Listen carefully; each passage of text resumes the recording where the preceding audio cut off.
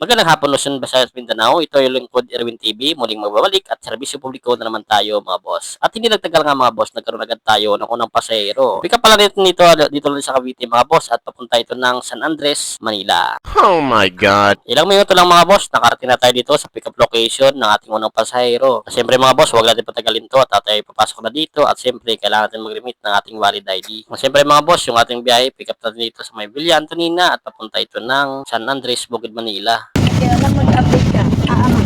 Bye. Ma, mag-ano ako sa chat ako San Andres to ma'am, no? Sarado niyo yung gate.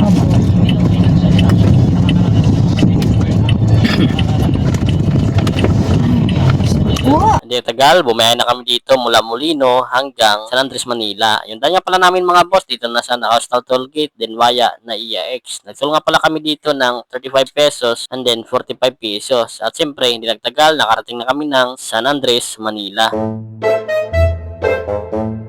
Siyempre mga boss, mula dun sa San Andres, Manila, nakuha rin tayo ng booking pabalik ulit ng Cavite. At siyempre nga, yung hatid dito malapit sa bahay. At yan na nga mga boss, oras na ng merienda time, kaya bumili tayo ng ensaymada. Halagang 30 pesos mga boss, sulit na to mga boss para sa ating merienda. At siyempre, kailangan natin umuwi muna sa bahay at bumili ng kape. Ayan mga boss, oh. Kape.